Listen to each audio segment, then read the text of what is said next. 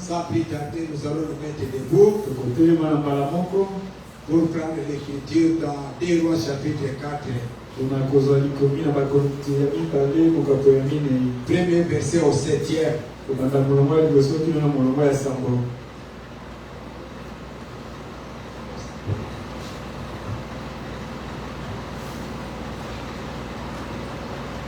Deux Rois chapitre 4 au premier verset.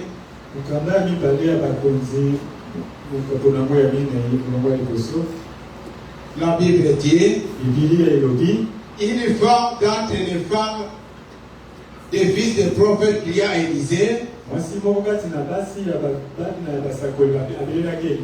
en disant, ton serviteur, mon mari, est mort. Et tu sais que ton serviteur craignait l'Éternel. Or, le créancier est venu pour prendre les 2 enfants et en faire ses esclaves. Élisée lui dit, que puis-je faire pour toi? Dis-moi, qu'as-tu à la maison? Elle répondit, ta servante n'a rien du tout. À la maison, qu'un vase d'huile. Et il dit, va demander au dehors des vases chez tous les voisins,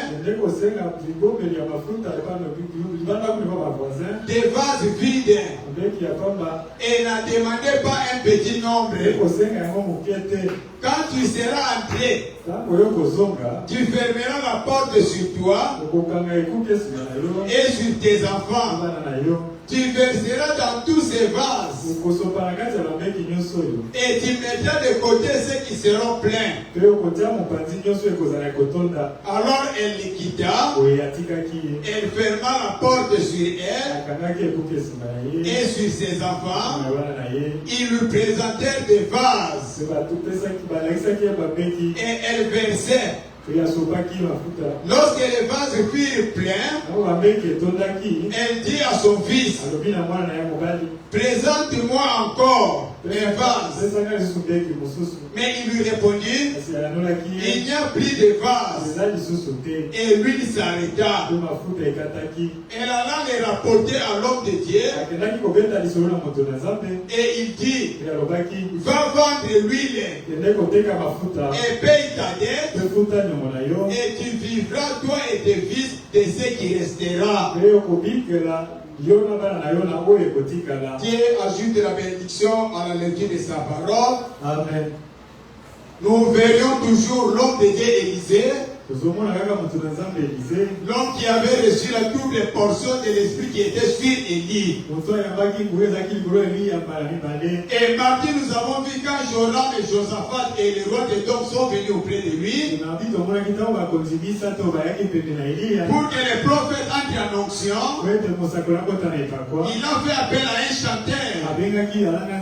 Et quand celui-là chantait, la main de l'Éternel fut sur Élisée. Pourquoi il a fait appel à un chanteur? Parce que les prophètes étaient en colère.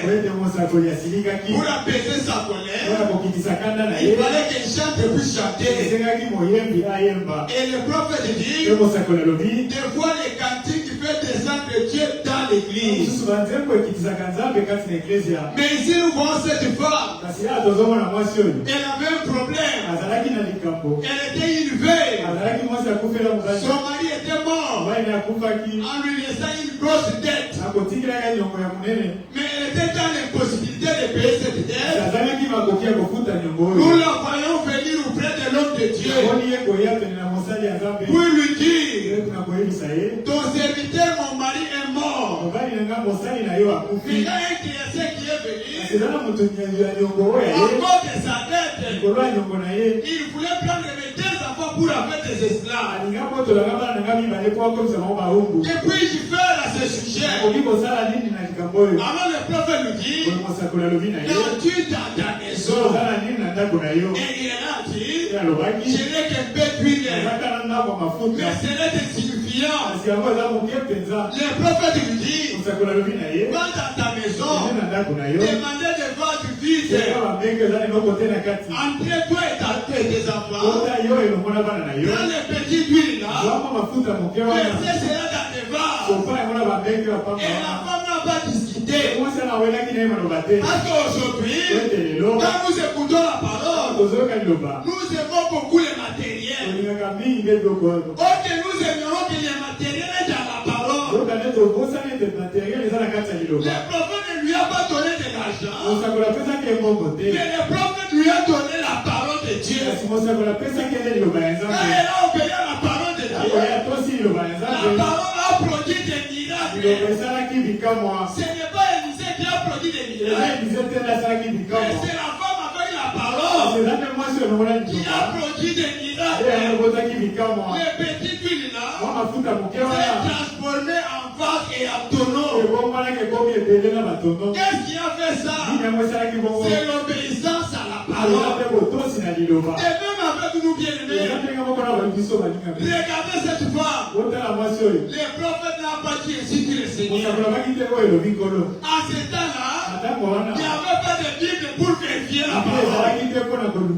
Mais à cause de sa confiance auprès du prophète, quand il a placé cela en l'homme de Dieu, il a placé sa foi dans les Écritures. Il a obéi à la parole. Et a fait des prodiges. C'est pourquoi bien aimé, il est le même hier, aujourd'hui et pour toujours. C'est la même parole avec le même Dieu. Mais le problème aujourd'hui, c'est notre attitude à la parole. Comment nous recevons la parole? Comment nous vivons la parole? Comment vous appliquez la parole? Si nous mettons la parole en pratique, nous verrons les mêmes dieux de la parole. Parce que la pièce de Dieu, c'est la parole. Si vous voulez le voir, entrez dans la parole, vous verrez le même Dieu. Il ne change pas. Oui, bien-aimé, dans la prédication, Christ est identifié dans tous les âges. C'est selon l'ordre alphabétique. Christ identifié dans tous les âges. Les 64 premiers.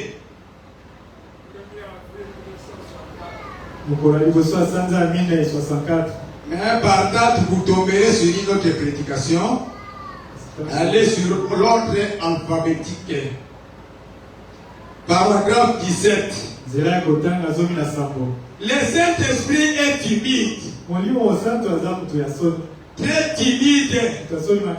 Et s'il y a juste un incroyant ou un sceptique assis là, le Saint-Esprit ne peut simplement pas agir. Rappelez-vous, Jésus avait une fois conduit un homme quoi dehors de la ville pour le guérir, l'éloigner. L'éloigner de l'incrédulité. Il est entré dans sa propre ville. Il est entré dans sa propre ville. Et la Bible dit il ne pouvait pas accomplir beaucoup de miracles. Nous n'aimerions pas y passer comme cela.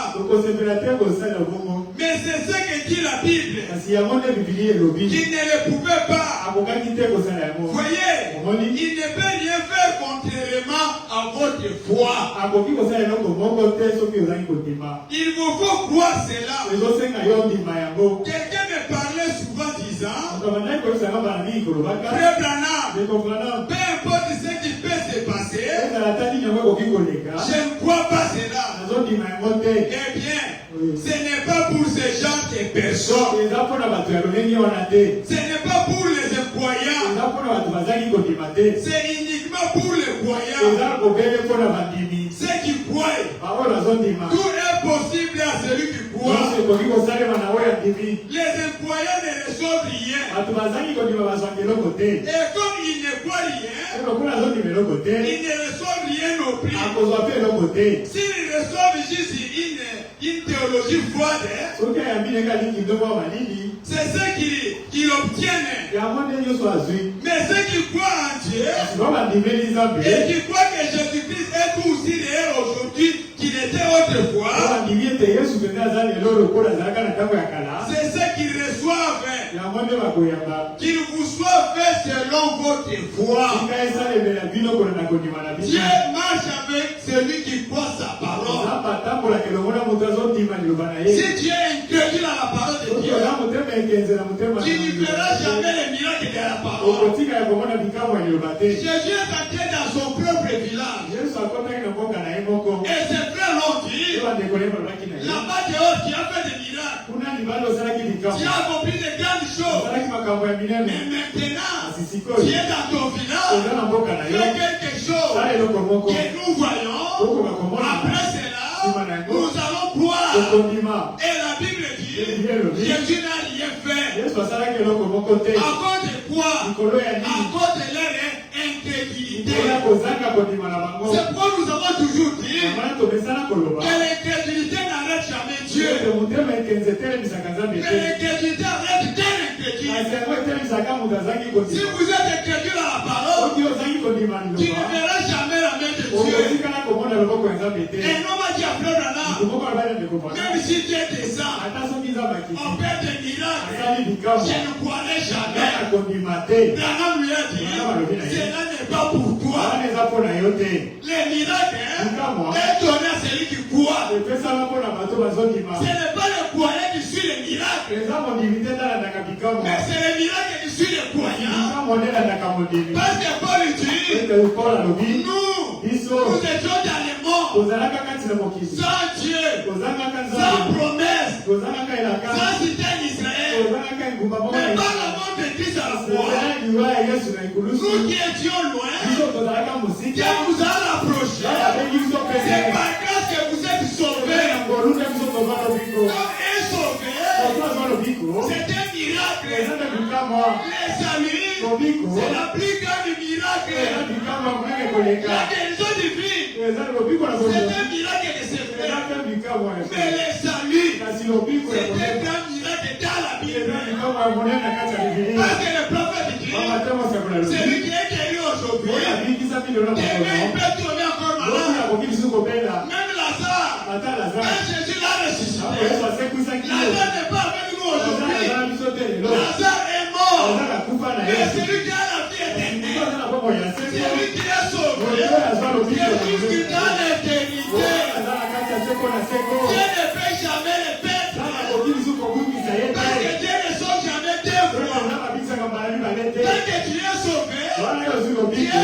il sait pour tout. Mais tu peux plonger, parce que la Bible dit, nous plongeons tantôt d'une manière, tantôt d'une autre. Mais c'est là, quand tu parles le salut qui est en toi. C'est pourquoi, bien aimé, nous devons croire qu'à la parole. Parce que Dieu égale à sa parole. Et celui qui a la parole de Dieu, doit obéir à la parole. Pour prouver que la parole est en toi. Même Jésus a dit, les œuvres que je fais, ce n'est pas moi qui les fais, c'est le Père qui demeure en moi, c'est lui qui fait les œuvres. Si vous ne voulez pas croire en moi, croyez au moins à travers les œuvres. Oui, bien-aimé, qu'y a-t-il dans ta main? Qu'y a-t-il dans ta maison? Parce que si c'était toi et moi, on pouvait dire, je n'ai rien. Je n'ai rien. Mais tu n'as rien.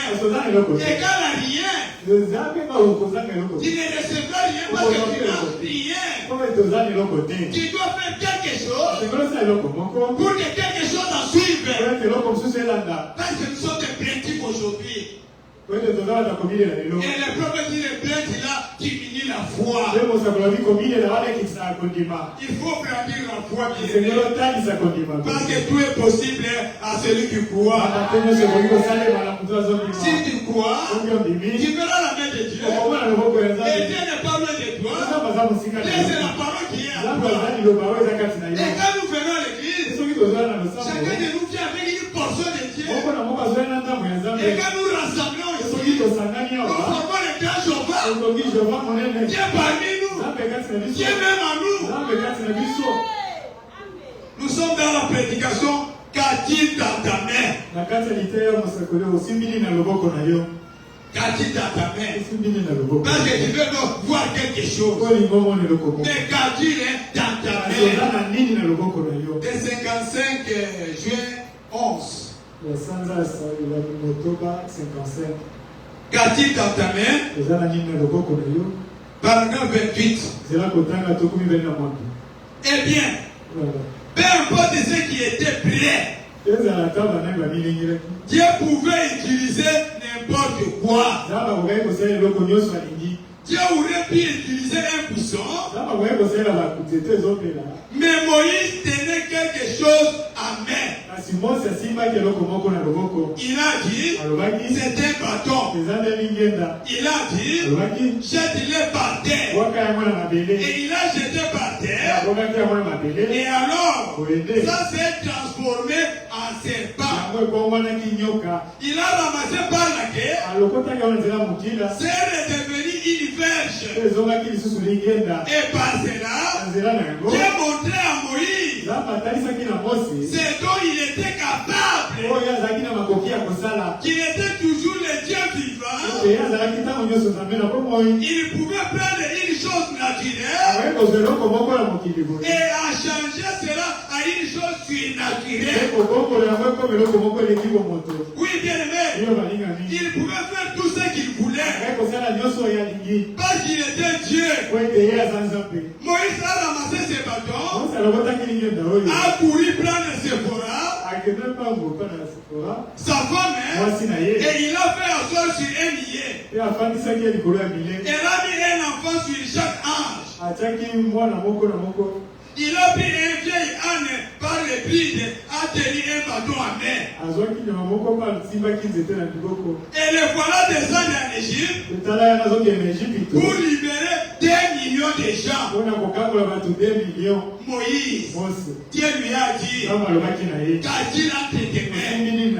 Oh bien-aimé, tu dois avoir quelque chose. Si nous abandonnons à Dieu, le prophète dit, Dieu n'a pas d'autre corps si ce n'est le nôtre. Dieu n'a pas d'autre Dieu si ce n'est le vôtre. Dieu n'a pas d'autre main si ce n'est le vôtre. Si vous abandonnez à Dieu, Dieu va vous utiliser. Parce que Dieu est souverain. Il peut utiliser n'importe quoi. Il peut utiliser n'importe qui. Une fois dans la Bible, il a utilisé le corbeau qui était un oiseau impie. Les gens pouvaient condamner. Oh, c'était un corbeau. C'était un corbeau. Un hypocrite. Était dans sa souveraineté. A utilisé un corbeau. Il est souverain. Il peut utiliser n'importe quoi. Personne ne peut le juger. C'est peut-être de manière Moïse. Qu'as-tu dans ta main? Moïse a dit, je n'ai qu'un bâton. Et Dieu lui a dit, jette cela par terre. Quand il a jeté cela par terre, les bâtons devenaient serpents. Quel miracle! Dieu dit à Moïse, Dieu ne serpent à la terre. Quand il a tenu à la terre, les serpents devenaient encore un bâton. Dieu voulait montrer à Moïse qu'il est capable de prendre les choses naturelles, de transformer en choses surnaturelles. Et quand Moïse a vu ça, après sa commission, il est descendu juste en Égypte. Et là-bas en Égypte, Pharaon avait des chars de combat. Pharaon avait des militaires. Et quand même Moïse avait quoi? Avec un bâton dans la main. Quelque chose d'insignifiant. Mais avec ces bateaux-là, il a délivré des millions de personnes. Si Moïse pouvait jeter les bateaux-là, il allait devenir faible. Parce qu'à travers les bâtons, il a fait l'expérience avec Dieu. Ce qui nous manque aujourd'hui, c'est parce que nous ne sommes pas connectés avec Dieu. Le prophète dit l'homme est naturel. Mais quand cet homme naturel croit son créateur, quand il croit dans son créateur, il devient un homme super. Les choses anciennes sont passées. Voici toutes les choses sont devenues nouvelles. Pourquoi? Parce qu'il a rencontré son Dieu. Et quand Moïse allait en Égypte, ce n'était pas Moïse, c'était Dieu à Moïse. Parce que Moïse, lui, il avait déjà échoué. Et quand il a rencontré son créateur, oh bien-aimé, les choses ont changé. Quand tu dans ta main, quand tu dans ta maison, mais c'est au service de Dieu, Dieu va opérer des miracles. Dans 29, pouvez-vous imaginer cela? Quel spectacle critiquable cela était? Ce vieil homme de 80 ans, avec une barbe et une chevelure blanche flottant au vent, comme cela, tout aussi heureux, il criait, poussait les cris. Gloire à Dieu. Sa femme était assise en califourchon sur ses niais. Avec un enfant sur chaque ange. Il descendait faire l'évasion. Pouvez-vous vous imaginer cela? Pensez-vous que ces puissantes armées et ces veillants soldats voulaient dire ce jour-là, eh bien, ce pauvre vieil homme a perdu la tête. C'est ce que le monde pense aujourd'hui. Mais il avait la parole du Seigneur. Elle devait s'accomplir. Il avait la promesse de Dieu. Et il tenait ses vieux bateaux à mer sur les chemins. Mais alors, un bateau sec contre la puissance armée de l'Égypte qui avait conquis le monde de l'époque. Des milliers de chars, des cavaliers, des hommes armés de lances, les unités les plus mécanisées. C'est comme par exemple un seul homme qui essaierait aujourd'hui d'attaquer la Russie ou quelque chose comme cela. Peut-être qu'il y aura plus de chances que ce fut alors. La chance. Une seule personne qui va attaquer la Russie aujourd'hui. Mais Moïse l'a fait. Avec quoi? Avec son bâton à la main. Quand il avait donné son bâton à Dieu, et quand il a donné ça à Dieu, il a opéré des prodiges. Il a mis un bâton, s'est transformé en serpent. Il était convaincu. Il était d'Abraham. Il était d'Isaac. Il était de Jacob. Il n'est pas mort. Dieu a prouvé que je suis un Dieu vivant. Et quand il a raconté ce Dieu face à face, c'est là qu'il pouvait aller affronter Pharaon. Et quand il est parti, il a rapporté la victoire. Parce qu'il avait la parole, il avait la promesse, il avait le bâton dans sa main. Dans Jean chapitre 6, Dieu. Qu'est-ce qu'il a fait dans Jean 6? Jean 6, chapitre 6, verset 5. Jean 6, 5.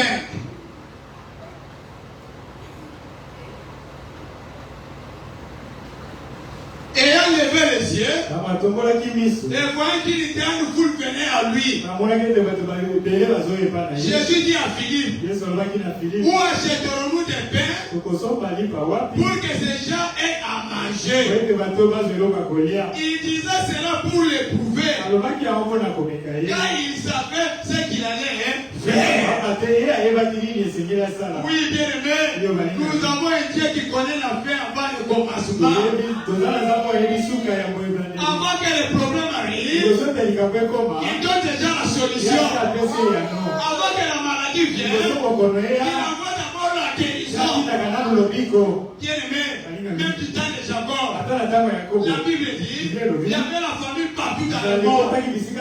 Mais Dieu qui a vu cette famille, il a dépêché Joseph en Égypte. Et quand la famille viendra, ses frères, son père, il descend en Égypte pour aller manger du pain. Et la Bible dit, il disait cela pour l'éprouver. Quand il savait ce qu'il allait faire, Philippe lui répondit, les pains qu'on nous pour 2 ans de Dieu ne suffirait pas pour que ces gens reçoivent un pain.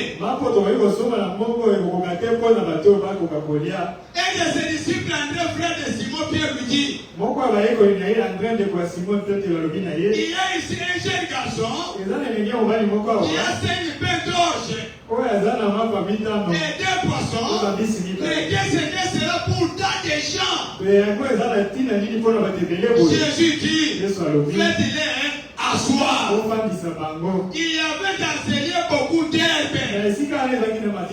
Il s'agit donc au nombre d'environ 5000 hommes. Jésus prit les pains, rendit grâce et les distribua à ceux qui étaient assis. Assis à la parole. Assis sur la parole. Parce qu'aujourd'hui, les peuples de Dieu sont debout. Et le peuple dit les gens sont tellement pressés aujourd'hui. Et quand tu lui demandes tu vas où, il te dit nulle part. Tu viens où? Nulle part. Mais apparemment, il est pressé. Non, bien aimé, nous devons être assis sur la parole. Et sur la parole, nous sommes positionnés. Quand c'est la parole de Dieu, c'est notre base. Jésus a dit, Jésus prit le pain et rendu grâce et les distribua à ceux qui étaient assis. Et les donna de même des poissons autant qu'il en voulut. Lorsqu'ils furent rassasiés, il dit à ses disciples, ramassez les morceaux qui restent reste, afin que rien ne se perde. Oh, bien-aimé, quel miracle! 5 pains et 2 poissons. 5 000 hommes, sans compter les femmes et les enfants. Et Philippe a dit, c'est impossible. Qu'est-ce que les saints peuvent faire? Jésus a dit, donnez-moi cela. Quand ils ont donné cela à Dieu, le Seigneur a rendu grâce. Il a prié sur cela. Il a donné aux disciples, donnez cela seulement à ceux qui sont assis. Quand ils ont distribué cela, les gens ont mangé, ils ont mangé, les 5 pains et 2 poissons. Il y a des morceaux qui sont restés. 12 paniers. Jésus a dit, ramassez même les morceaux restants là, et que rien ne se perde. Vous voyez que Jésus-Christ était un économiste. Il n'a pas jeté cela dans la rue. Il a gardé cela pour les autres. Oui, bien-aimé, il est le même que ce soir. Même si tu n'as rien, et que tu as quelque chose, donner à Dieu l'épée là. Il est le Dieu des paradoxes. Il est le Dieu des miracles. Il est le Dieu de la multiplication. Donnez-lui cela. Dis-lui, Seigneur, voilà l'épée que j'ai. Et que vous la donnez. Oh, bien-aimé, il est le même. Il est le même. Dieu ne change pas. Mais le problème aujourd'hui, c'est parce que nous sommes égoïstes. Nous voulons que Dieu nous donne. Seigneur, donne-moi. Seigneur, donne-moi. Seigneur, donne-moi. Non, bien-aimé, la main qui donne, c'est la main qui sera bénie. Et la Bible dit, jette ton pain sur les eaux. Parce qu'aujourd'hui, pour donner, nous devons choisir. Celui-là, je ne lui donne pas. Ce jour-là, il m'a manqué. Il a parlé mal de moi. Je ne lui donne pas. Non, bien-aimé, donnez-lui. C'est l'écriture. Quel que soit ses forfaits, donnez-lui. Parce que la main qui donne, c'est la main qui sera bénie. Oui, bien-aimé, Dieu a une voie pour toutes choses. C'est ça la voie de la bénédiction. La voie de la bénédiction, c'est de donner. Il n'y a pas la prière pour la bénédiction. Pour la bénédiction, donner vos dîmes, vos offrandes, donnez ça à Dieu. Et l'écrit de la parole, il est fidèle. Dans la prédication, la position d'un croyant en Christ, paragraphe 25. La position d'un croyant en Christ, paragraphe 25. J'ai vu les gens venir à l'estrade. Et je disais, est-ce que vous croyez? Oh, j'ai toute la foi, frère Branham. Eh bien, je n'ai pas l'intention de les méditer. Je respecte cela. Mais ils sont censés être ici en haut. Et là, ils sont en bas. Mais savez-vous ce que c'est? C'est l'espérance au lieu de la foi. La foi fait le travail sur les champs. L'espérance espère en cela. Mais la foi est ce qui produit les résultats. La foi les produit réellement. Vous voyez, nous avons beaucoup d'espérance, mais pas beaucoup de foi. Il n'y a qu'une seule manière pour nous d'avoir une foi positive. C'est en ayant des pensées positives, des choses positives. Oui, bien aimé. C'est pourquoi nous voulons passer de l'espérance à la foi. Et pour avoir la foi véritable, la foi positive, il n'y a qu'une seule manière pour nous d'avoir une foi positive. C'est en ayant des pensées positives, des choses positives. Parce que Branham dit, Dieu traite avec les gens, des fois selon leur manière de penser. Si en toi tu as des pensées négatives, tu ne verras jamais quelque chose. Mais si ta voix est positive, si des choses positives, la voix te donne la chose à l'immédiat.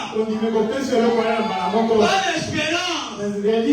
Parce que l'espérance espère. Mais la foi reçoit la chose. C'est pourquoi il dit maintenant 27. Si cette électricité produit de la lumière, et si vous laissez l'électricité circuler correctement dans sa catégorie, ça va vous donner de la lumière. Si vous la mettez dans la bonne position, est-ce n'est la courant? Mais si l'installation n'a pas été maintenant la terre entière, toute cette salle est pleine de puissance, de puissance de Dieu, assez de puissance pour faire marcher ces garçons qui sont assis ici dans les fauteuils roulants, pour faire marcher cette femme, pour faire marcher cette dame qui est dans les brancards, pour faire marcher toutes ces personnes tout au long par ici, et pour faire voir les aveugles. C'est la première chose que vous devez faire, c'est de laisser ces Saint-Esprit circuler dans la bonne catégorie. Voyez-vous cela? Il est ici. Dieu est là. La puissance, le Saint-Esprit est ici. Et pour que le Saint-Esprit puisse agir, il faut laisser le Saint-Esprit circuler dans la bonne catégorie. Voyez-vous cela? Il est ici. Qu'arriverait-il si vous avez un puits artésien, un puits d'eau? Si cette montagne et que la récolte est en train de brûler sur une haute montagne, si vous vous asseyez là, en train de crier, oh, vous grande eau jaillissante, vous grande eau jaillissante, allez là-bas, arrosez ma récolte, oh, vous grande eau jaillissante, allez là-bas, arrosez ma récolte, vous allez vous ennuyer. Vous allez vous ennuyer. Elles ne se déplaceront jamais. Et si vous pouvez hurler, vous pouvez plaider, vous pouvez crier, vous pouvez courir, vous pouvez parler en langue, vous pouvez sauter, vous pouvez chanter les cantiques, vous pouvez prêcher l'évangile. Mais avant de travailler en harmonie avec le Saint-Esprit, vous allez vous ennuyer et vous irez nulle part.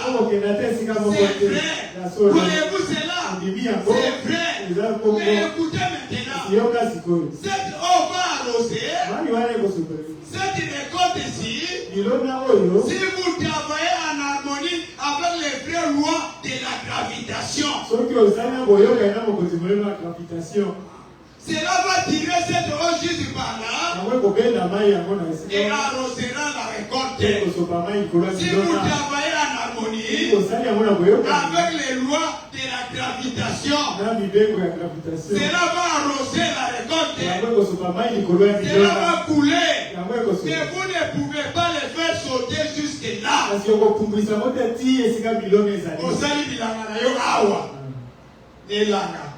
Frère Congo, frère Totambola Kuna. Siko, nous n'en avons pas de Namoyi. Le mari Kogana, frère Congo, Mata Koto, Beta tout, ou Arosé Milananga. Plana Malobi, Osalema, Té. Tu dois travailler en harmonie avec la loi de la gravitation.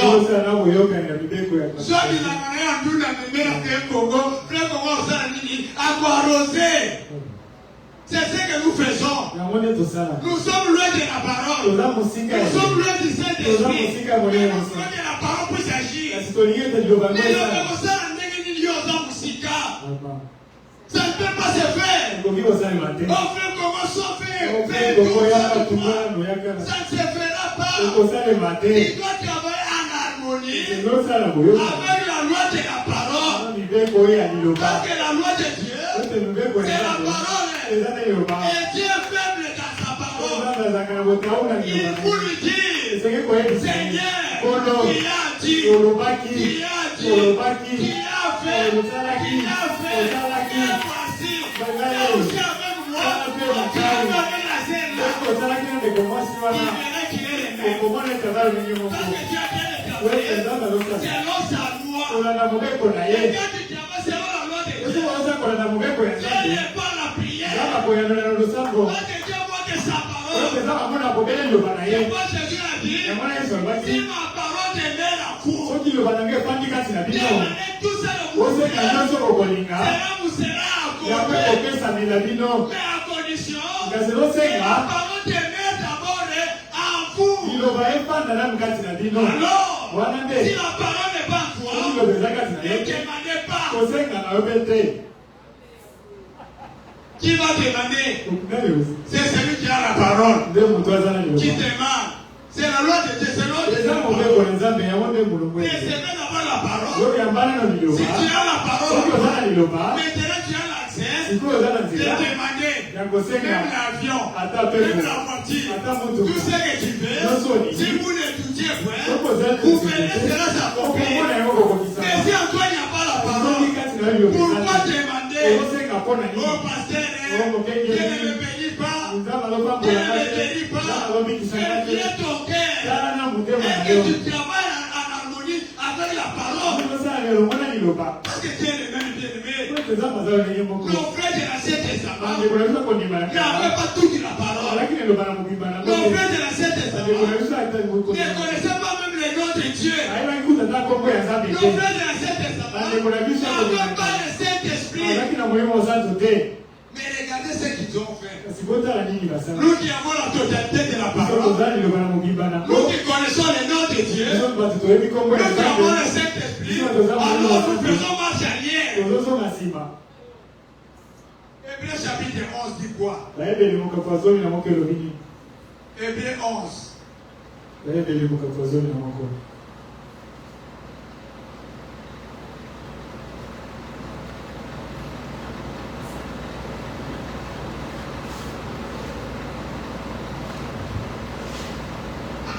Hébreux 11, la Bible dit, verset 24. C'est par la foi que Moïse est devenu grand. Les visage d'être appelé fils de la fille de Pharaon. Il préféra être maltraité avec le peuple de Dieu plutôt que d'avoir pour un temps la jouissance du péché. Il regarda l'opprobre de Christ comme une richesse plus grande que les trésors de l'Égypte. Car il avait les yeux fixés sur la rémunération. Oui, bien aimé, Moïse avait les yeux fixés sur la rémunération. Mais pour que Dieu puisse les payer, regardez ce que Moïse a fait. Il a refusé d'être appelé fils de la fille de Pharaon. Il a refusé la richesse de l'Égypte. Parce qu'il a considéré l'opprobre de Christ comme une richesse plus grande que les trésors de l'Égypte. Oh bien aimé, la Bible dit dans 40. Dieu ayant vu quelque chose de meilleur pour nous, afin qu'il ne parvienne pas sans nous à la perfection. Nous pouvons dire, ces gens-là n'étaient pas parfaits. S'il y a des gens qui sont parfaits aujourd'hui, C'est nous. Et ces gens-là attendaient la perfection. Et la Bible dit, Dieu ayant vu quelque chose de meilleur pour nous, afin qu'il ne parvienne pas sans nous à la perfection. Donc nos frères de l'Ancien Testament dépendent de nous. Parce qu'ils étaient sous les sang de bouc et de taureau. Et les sang de bouc et de taureau n'ôtaient pas les péchés. Ça couvrait les péchés. C'est pourquoi Dieu l'a aboli. Il a refusé cette adoration. Il nous a donné son fils ici. Et quand Jean l'a vu, il a crié, voici l'agneau de Dieu qui ôte les péchés du monde. Et quand l'agneau de Dieu te sauve, automatiquement, il a la vie du sauveur. Un sauveur, il soit la vie du sauveur. Parce que la vie de l'animal ne pouvait pas descendre sur l'homme. Parce que l'animal n'avait pas l'âme. Mais Dieu mourra la poids. Le Seigneur Jésus mourra la poids. L'eau est sortie. L'État est sorti. La vie est sortie. Cela est tombé sur nous. Et nous aujourd'hui, nous sommes des primitifs vraiment. Nous les dirons en arrière. Nous avons peur.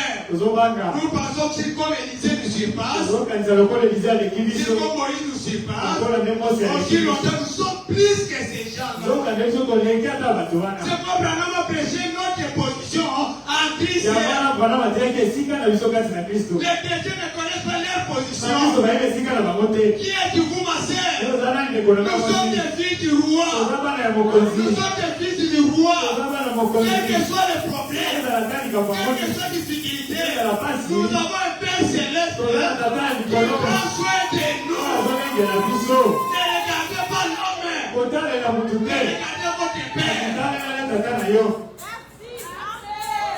Ne regardez pas l'homme. L'homme n'a rien à vous donner. L'homme est sujet aux élèves. Mais celui qui a quelque chose, c'est notre Dieu. Même cette femme, elle est allée auprès du prophète. En lui, il savait que je vais vers Dieu. Je descends pour consulter Dieu. Et je ferai tout ce qu'il me dira. Dans la prédication, faites tout ce qu'il vous dira. Paragraphe 15. Faites tout ce qu'il vous dira.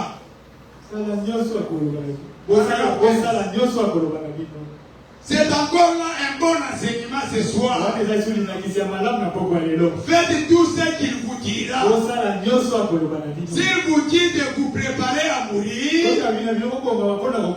préparez-vous. Ne faites pas comme Osias. Dieu lui a dit de mettre l'ordre dans sa maison. Quand il va mourir, Osias a demandé 15 ans. Alors Dieu a dit, je te donne 15 ans. Mais pendant les 15 ans, il a amené Israël à l'idolâtrie. Au lieu de servir son Dieu correctement, il prend le peuple de Dieu, il est introduit dans l'idolâtrie. Avant les 15 ans que Dieu lui a donné. Oh bien-aimé, ne faites jamais comme lui. S'il vous dit de préparer, vous allez mourir. Préparez-vous. Ah oui, hein? La mort n'est pas un péché. Nous irons nous reposer. La mort c'est du repos. Un chrétien n'était jamais la mort. S'il vous dit que vous allez vous rétablir, croyez cela. S'il vous dit que vous êtes guéri, vous l'êtes. Faites tout ce qu'il vous dira.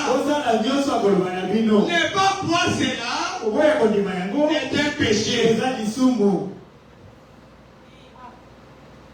Faites tout ce que Jésus vous dira. Faites tout ce que la parole vous qu'il est fait. Ne pas croire cela, c'est un péché. Et le péché, ce n'est pas voler, ce n'est pas mentir. Le péché, c'est l'incrédulité à la parole. C'est pourquoi Jésus a dit aux pharisiens, qui de vous me convaincra qu'il péchait? Ils l'ont examiné, ils l'ont regardé, ils ont dit que Jésus n'a pas péché. Ils croyaient toute la parole. Ils n'étaient pas incrédules à la parole. Et le prophète dit, faites tout ce qu'il vous dira.